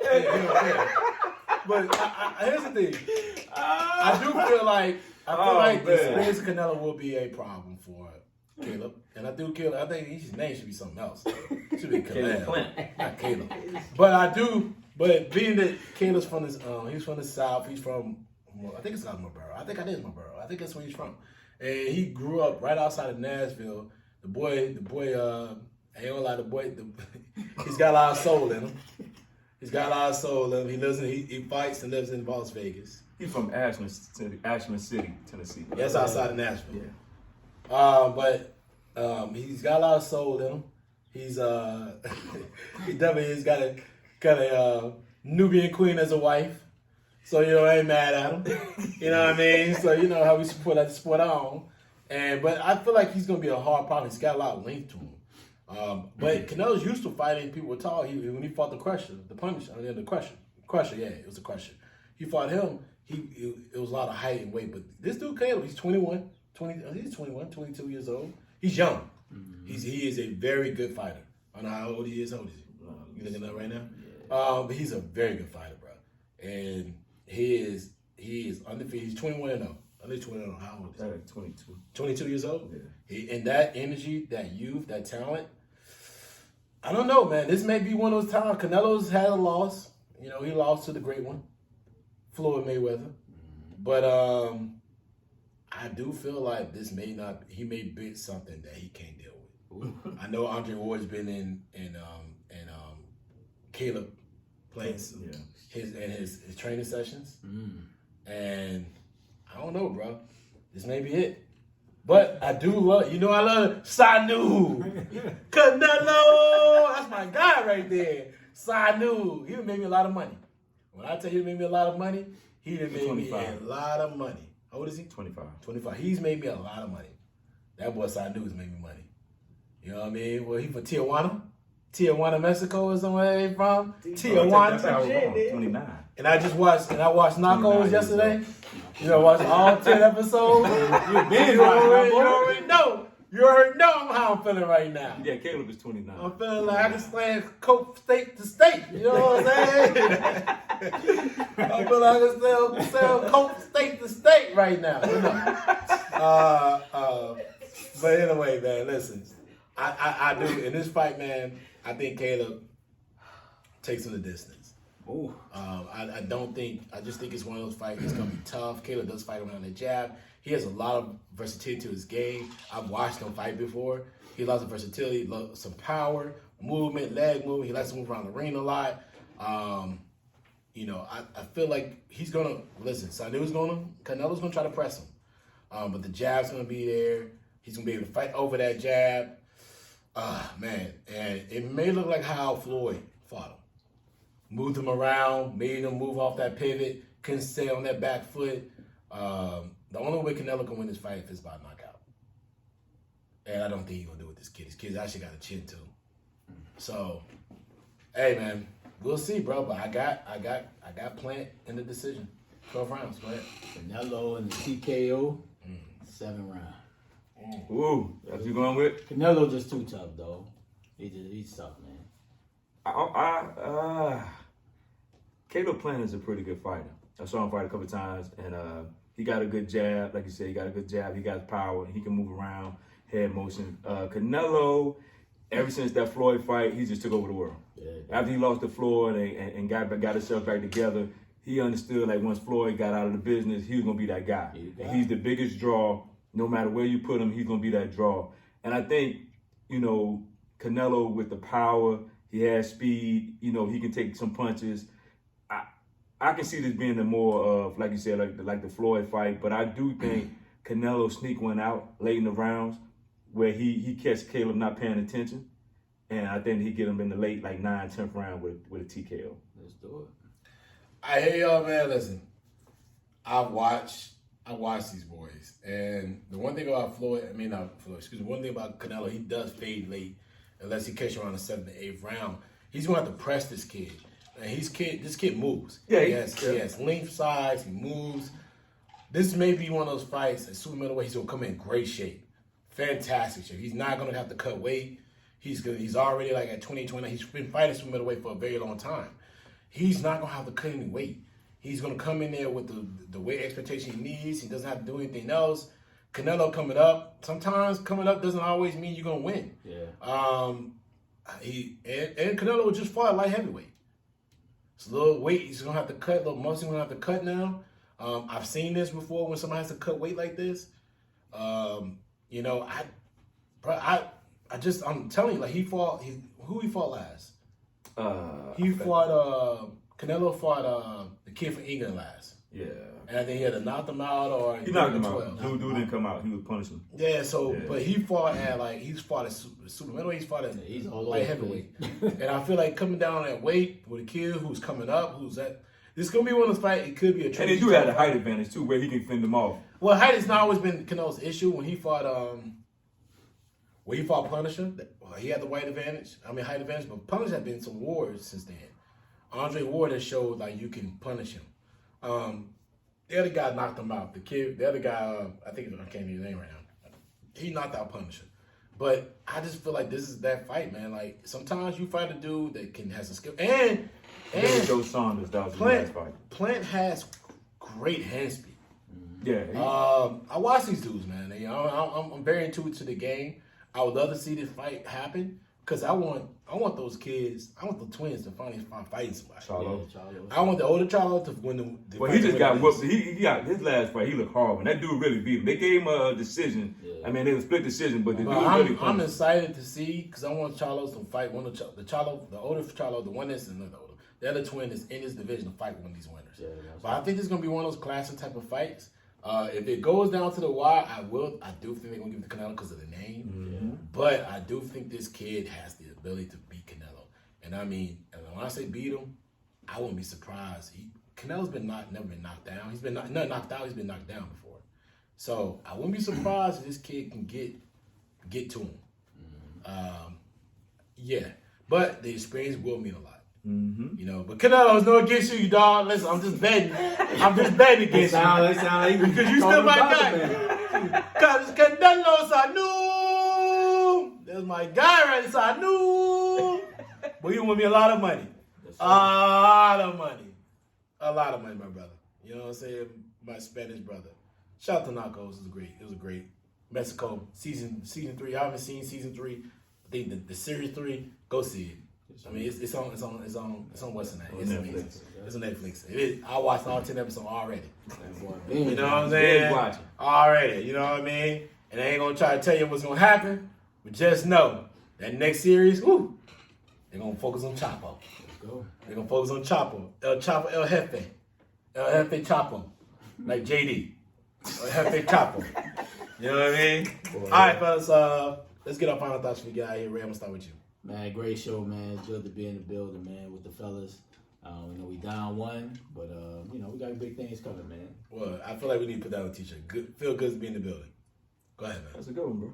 Wow. Oh man, great to be in the building again with the boys. Shout out to Tiffany on the side. She ain't want to hang out with us today. She wanted to listen today. She was throwing out other side comments. Without question. Great show. Had a good time to be back in the building. Let's get ready for this fight tonight. And Key, put your LSU t-shirts and all that in the drawer. You don't need to put that on tonight. You know what's about to happen. We ain't have to ask about that game. You don't even watch that, man. They don't need to watch it. It's a great show. I won't watch it, to be honest with you. Easy wins like that. Yeah, that's Man, a layup. we can play magnificent. Oh, and thanks, Greg, again for coming on the show, and hanging out Absolutely. with us, man, giving his perspective. Absolutely. Anytime, my brother, get you back on here, man. It was a great show. Tiff, man, come on in here and say goodbye. Bye. Y'all don't want to say Lord have mercy. Tiff over here in the corner, folks. She don't want to say goodbye, man. We ain't gonna let you yell in the mic no more either. Like you were trying to yell in the mic. Yeah, she's trying to I don't know what y'all talking about. Yeah, he said that already. Look at his face. He's like, what do you mean? What do you mean? Like we don't need you to back out here. So that tells me that we probably need a live audience. And which folks that may be coming down the line. Maybe that's coming down the line really soon. That's gonna be a pop-up show coming really soon. I'm putting the press on us. We're gonna do that. Let's do it. But yeah, man. So Ray, get us out of here, bro. Let's do it.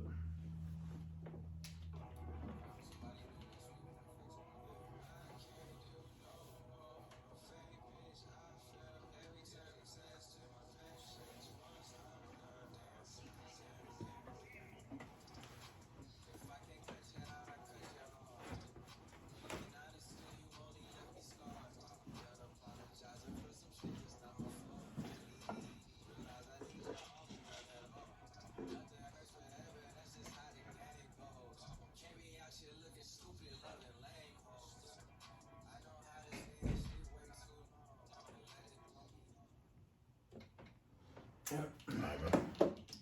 We love this show from last week, actually. Haven't done this shit. Tiff, you should have joined the show. I really should have, because when you guys started talking about the owners, I was like, we all do know that this is gonna keep happening, right? That's the Good old boy, white boy. I know. It's a culture. That's It's a why culture of like not just sports, but it's a culture of business. Period. Right. And I think, like, honestly, the unfortunate piece is that Master P will continue to be right, but we just don't have the capital.